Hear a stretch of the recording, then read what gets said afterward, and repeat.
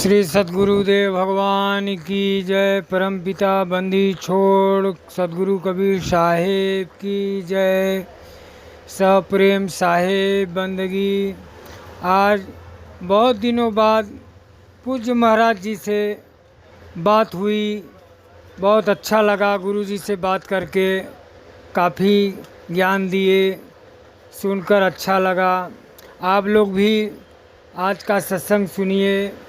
आत्मा को परमपिता परमात्मा से मिलाने की विधि। आइए इस सत्संग को संपूर्ण सुनते हैं। शाहे बंदगी पूज्य सरकार की जय। है कैसे करती है, सारी बात को आज आप इस सत्संग में जान जाएंगे। सत्संग बहुत ही दिव्य है। अगर इन बातों को आप जानना चाहते हैं तो आपको ये सत्संग पूरा श्रवण करना होगा। जब आप पूरा सत्संग श्रवण कर लेंगे तो आपको सारी बात पता चल जाएगी कि आत्मा जब शरीर छोड़ती है, शरीर छोड़ने के बाद क्या होता है, आत्मा कहां जाती है, क्या करती है। इसलिए सत्संग को पूरा जरूर श्रवण करें। साथ ही साथ हमारे चैनल को सब्सक्राइब भी कर लें। चैनल सब्सक्राइब करने के लिए हम इसलिए कहते हैं कि YouTube का नियम है कि अगर आप चैनल को सब्सक्राइब करते हैं, चैनल की सदस्यता लेते हैं, तो आपको YouTube हमारे सत्संग भेजने लगेगा। यानी जब हम सत्संग YouTube पर डालेंगे तो वो सत्संग आपके पास आ जाने लगेगा, पहुंचने लगेगा, और आप सभी परमात्मा के दिव्य ज्ञान को जान करके अपनी जीवन का कल्याण कर पाएंगे। इसीलिए मैं कहता हूं कि इस चैनल को सब्सक्राइब कर ले। सज्जनों, आत्मा शरीर छोड़ने के बाद कहां जाती है, शरीर छोड़ने के बाद इसका क्या होता है, इस विषय में बहुत सारे लोग अपनी अपनी तरह तरह के विचार देते हैं।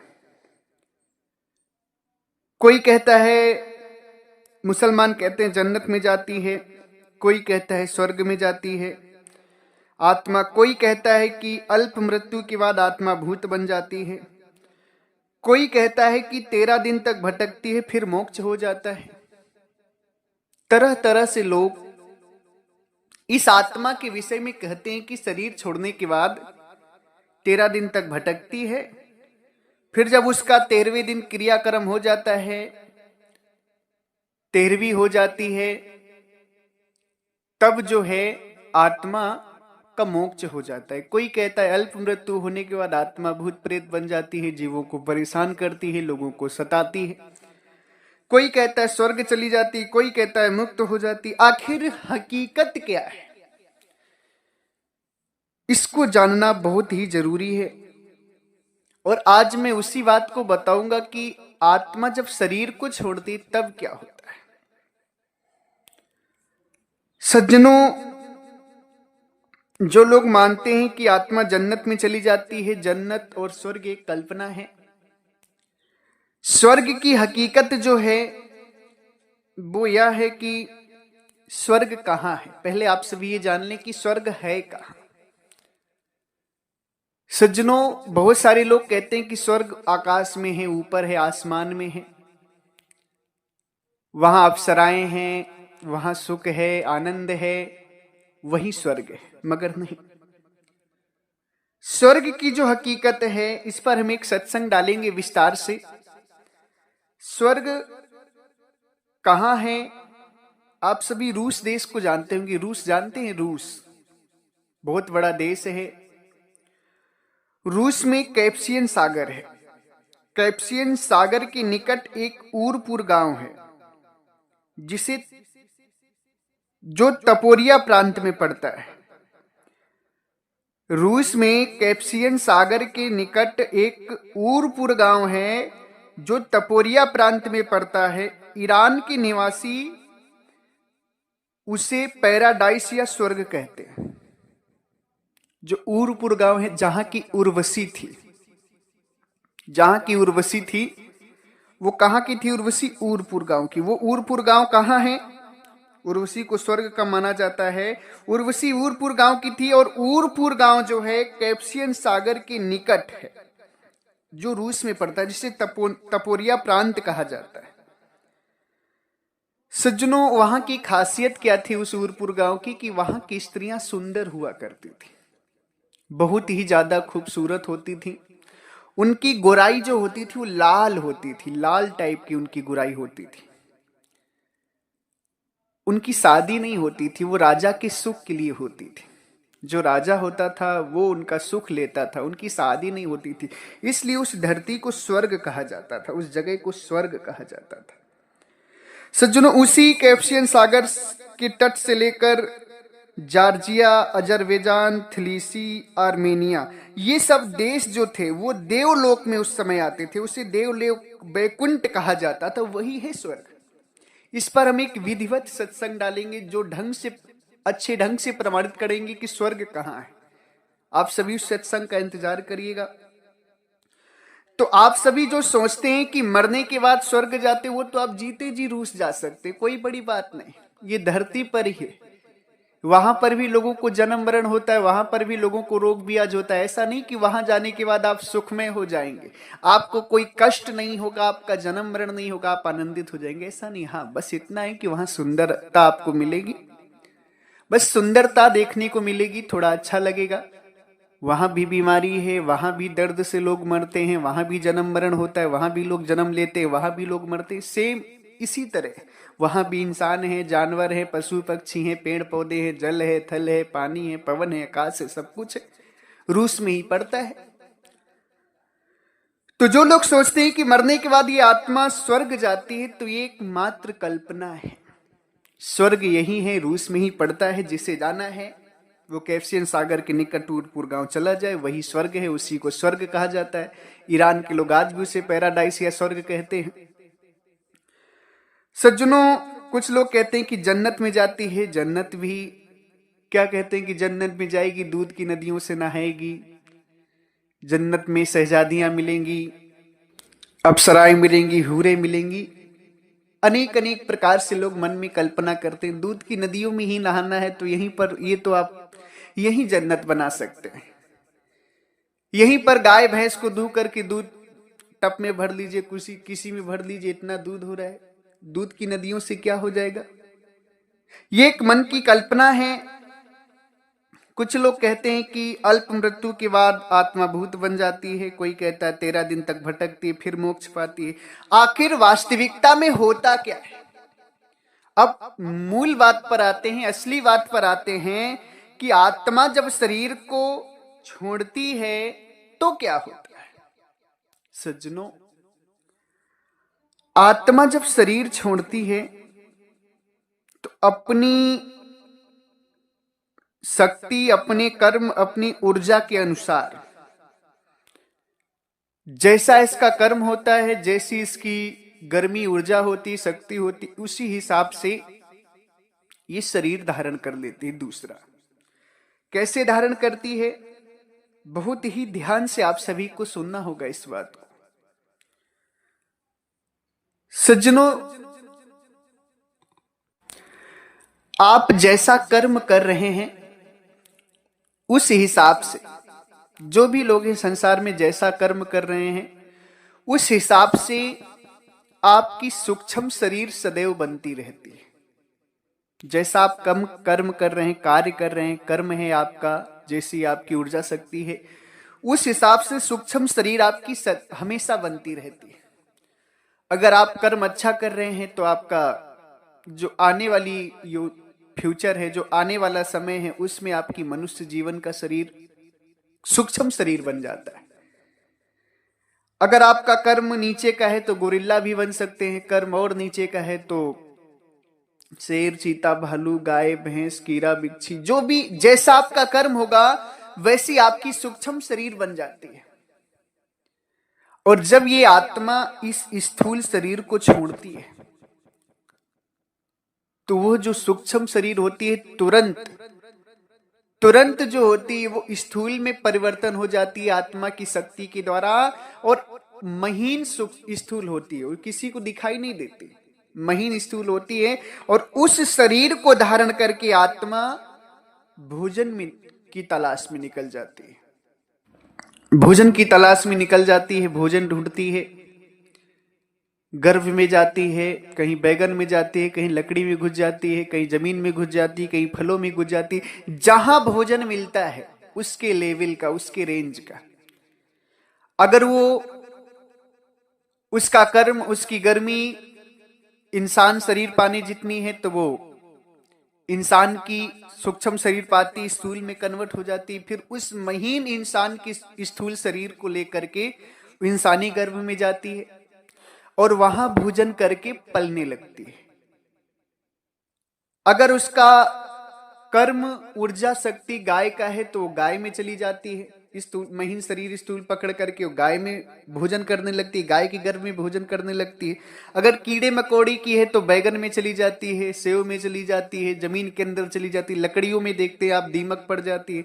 मतलब जैसा इसका कर्म होता है, जैसा इसका कर्म होता है, उस हिसाब से जब ये आत्मा इस स्थूल शरीर को छोड़ती है, इस शरीर को छोड़ती है, तो उसी हिसाब का उसका जो सूक्ष्म शरीर होता है वो बनता रहता है, सदैव बनता रहता है। जैसे कर्म आप करते जाते हैं वैसा ही सूक्ष्म शरीर बनता रहता है।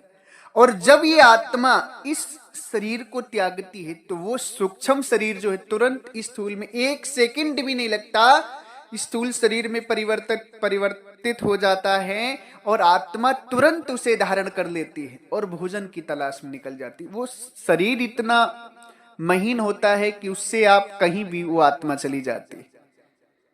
बहुत महीन शरीर होता, कहीं भी घुस जाती है वो, लकड़ी में घुस जाएगी, बैगन में घुस जाएगी, दीवार के उस तरफ चली जाएगी। मतलब उसके लिए कोई पर्दा नहीं होता, कहीं भी वो जा सकती, इतना महीन शरीर पकड़ती है वो आत्मा। और जहां उसके अनुकूल भोजन मिलने लगता है वही खाकर वो पलने लगती है। और फिर वहीं से जब शरीर बड़ी हो जाती है तब वो फिर अब जैसे चाहेगी वो निकल नहीं पाती। फिर उसका जब समय होता है, गर्भकाल का जो समय होता है, उस समय के अनुसार निकलती है गर्भ से बाहर। तो सज्जनों जो कहते हैं कि अल्प मृत्यु हो जाने के बाद भूत प्रेत बन जाती आत्मा, ये एकदम सरासर गलत है। कोई भूत प्रेत नहीं बनती आत्मा तुरंत, चाहे अल्प मृत्यु हो, चाहे बचपन में मृत्यु हो, चाहे जवानी में हो, चाहे ढलानी में हो, चाहे बुढ़ापा में हो, जिस समय भी मृत्यु हो वो आत्मा भूत नहीं बनती। होता क्या है कि वो जैसा उसका कर्म होता है जीवन भर का जैसा कर्म होता है, उस कर्म के अनुसार उसकी सूक्ष्म शरीर बन जाती है। और जब सूक्ष्म शरीर बन जाती है तो इस शरीर को जब छोड़ती है आत्मा तो वही सूक्ष्म शरीर धारण करती है। और आत्मा की गर्मी के अनुसार वो सूक्ष्म शरीर जो स्थूल में परिवर्तित हो जाता है और वही स्थूल शरीर धारण करके भोजन में निकल जाती है। सज्जनों, 13 दिन तक कोई आत्मा भटकती नहीं। जो लोग संसार में कहते हैं कि आत्मा शरीर छोड़ने के बाद 13 दिन तक भटकती है, वो सरासर अंधभक्त होते हैं, वो पाखंडी होते हैं, वो भ्रम और पाखंड में आपको फंसा रहे हैं। ऐसा कुछ भी नहीं होता है। कोई आत्मा 13 दिन तक नहीं भटकती है। आत्मा जो है अपने कर्म, अपने गर्मी के अनुसार 84 लाख योनियों में चली जाती है और जन्म मरण का दुख पाती है। अब ये आत्मा, कुछ लोग कहते हैं मुक्त हो जाती है, जब इस शरीर को छोड़ेगी तो मुक्त हो जाएगी। तो मुक्ति इतनी सरल नहीं है, मुक्ति इतनी सरल नहीं है। मुक्ति पाने के लिए, मुक्त होने के लिए आत्मा का अपने शुद्ध स्वरूप और परमात्म स्वरूप का ज्ञान होना परम आवश्यक है। शरीर छोड़ने के बाद उसी की मुक्ति होती है जिसने अपने जीते जी आत्मा परमात्मा का ज्ञान किया है, गुरु की सेवा की है, सत्संग का प्रचार किया है, जिसने वैसा कर्म किया है, सेवा कर्म किया है, प्रचार किया है, भक्ति की है, आत्मा परमात्मा का ज्ञान किया, उसी की मुक्ति होती है। उसी की आत्मा जब शरीर छोड़ती है तब जो है वो किसी स्थूल या सूक्ष्म शरीर में नहीं पड़ती, फिर वो अपने स्वरूप से होते हुए परमात्मा के अमरलोक देश चली जाती है, जहां उसका जन्म और मरण सदा सदा के लिए समाप्त हो जाता है। आत्मा और परमात्मा अमरलोक देश के भेद के अलावा इस संसार में कुछ भी कर लेने से जीव मुक्त नहीं होता है। मुक्ति इतनी सरल नहीं है जितना लोग समझते हैं। कोई समझ लेता है कि हम राम राम करेंगे, राधे राधे करेंगे, ओम नमः शिवाय करेंगे, गायत्री मंत्र का जाप करेंगे, मंत्रों का उच्चारण करेंगे तो स्वर्ग में चले जाएंगे। नहीं, स्वर्ग तो यही रूस में पड़ता है जो हमने बताया। आने वाला जो सत्संग होगा हम उसमें विधिवत ढंग से स्वर्ग के ऊपर बताएंगे कि स्वर्ग कहां है। उस सत्संग का आप सभी इंतजार करिएगा। आत्मा ना तो अल्प मृत्यु के बाद भूत बनती है, प्रेत बनती है, ना ही 13 दिन तक भटकती है। वो जैसा उसका कर्म होता है, कर्म के अनुसार 84 लाख योनियों में चली जाती है। सदगुरु कबीर साहब कहते हैं अपनी वाणी में, कर्म ही से जग भव अवतरिया। संसार जो है कर्म से जन्म मरण में जाता है। संसार के लोग जो हैं कर्म के द्वारा 84 लाख योनियों में जाते हैं। कर्म जैसा होता है शरीर वैसी मिल जाती है। अगर कर्म मनुष्य का है तो मनुष्य देह मिलेगी, अगर कर्म शेर का है तो शेर की देह मिलेगी, अगर कर्म भैंस का है तो भैंस की देह मिलेगी, अगर कर्म हिरन का है तो हिरन की देह मिलेगी, अगर कर्म सुअर का है, कुत्ते का है, बिल्ली का है तो इनकी देह मिलेगी।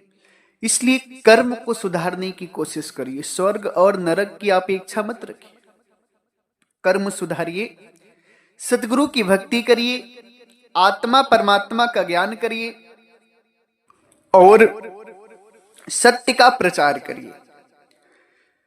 जब आप गुरु की भक्ति करेंगे, सत्य का प्रचार करेंगे, साध संगत की सेवा करेंगे, तो आपकी मुक्ति के दरवाजे खुल जाएंगे और आप आत्मा परमात्मा को जानकर मुक्त हो जाएंगे। इसके अलावा कोई चारा नहीं है। आत्मा परमात्मा को जानने के अलावा कोई चारा नहीं है कि आप मुक्त हो सके। इसलिए सज्जनों, आप सभी इस चीज पर जरूर विचार करें, इन बातों में ना फंसे कि अल्प मृत्यु के बाद आत्मा बनती है, स्वर्ग जाती है, या 13 दिन तक भटकती है, जन्नत जाती है। सब ऐसा कुछ भी नहीं है। कर्म के हिसाब से ये शरीर मिलता है, ये जन्म मिलता है, और कर्म के हिसाब से फिर 84 लाख योनियों में जाकर दुख पाना होता है। अगर आप सभी थोड़ा विचार करेंगे, विवेकवान बनेंगे, विवेकी बनेंगे, तो इस बात को जरूर समझ जाएंगे कि आत्मा का शरीर छोड़ने के बाद क्या होता है। अगर इसने भक्ति की है, सेवा की है, सत्य का प्रचार किया है, सत्य भक्ति का ज्ञान दिया है, तब तो ये अमरलोक देश जाएगी। और नहीं तो अगर ऐसा नहीं किया है तो जैसा इसका कर्म होगा, जैसी इसकी ऊर्जा शक्ति होगी, उस कर्म के हिसाब से इसे शरीर मिलेगा और 84 लाख योनियों में फिर से ये जन्म मरण में चली जाएगी। इसलिए अपने जीवन में कर्म को बदलें, सदगुरु की भक्ति करें, सदगुरु की सेवा करें, सत्य का प्रचार करें, साध संगत की सेवा करें। इसी के साथ हम अपनी वाणी को विराम देते हैं। हमारे आश्रम से 5 ग्रंथ प्रकाशित हैं। आप सभी जिन भी श्रोतागणों को, भक्त हंस जनों को, सदगुरु की प्यारी साध संगत को वो ग्रंथ चाहिए तो आप सभी स्क्रीन पर दिए हुए हमारे नंबर पे संपर्क कर सकते हैं। सदगुरु का बीजक ग्रंथ, सदगुरु की साखी ग्रंथ, और बीजक और साखी ग्रंथ को समझने के लिए 3 ग्रंथ और भी है। 5 ग्रंथों का सेट है जो कोरियर के द्वारा, पोस्ट ऑफिस के द्वारा आप सभी के घर सस्ते दामों में पहुंचा दिया जाएगा, ताकि आप सभी पढ़ें और सदगुरु के ज्ञान से रूबरू हो, अपने जीवन को मोक्ष की तरफ ले जाएं, मुक्ति की तरफ ले जाएं। इसी के साथ अगर हमारी वाणी वचनों से, शब्दों से आप सभी किसी भी संत महापुरुष भक्त हंस जनों को कष्ट लगा हो या दुख लगा हो तो मुझे क्षमा करिएगा। हम संत हैं और हमारा उद्देश्य आपको दुख देना नहीं है। हम तो बस आपको सत्य भक्ति का पाठ पढ़ा रहे हैं, परमात्मा के ज्ञान को बता रहे हैं कि आप सभी माने और आपका कल्याण हो। मेरी आपसे कोई दुश्मनी नहीं है कि हम आपका विरोध करेंगे, इसलिए मेरी बातों को बुरा मत मानिएगा। अगर बुरा लगता है तो पुनः आप सभी के चरणों में सिर रख करके मैं क्षमा प्रार्थी हूं। इसी के साथ एक बार प्रेम से बोलिए सर्वव्यापक सर्व पूजनी परम पिता परमात्मा सदगुरु बंदी छोर कबीर साहब को साहेब बंदगी साहेब। सभी धर्म प्रेमियों को साहेब बंदगी साहेब बंदगी। उम्मीद करता हूँ आप लोग सत्संग संपूर्ण सुने होंगे। सभी को साहेब बंदगी।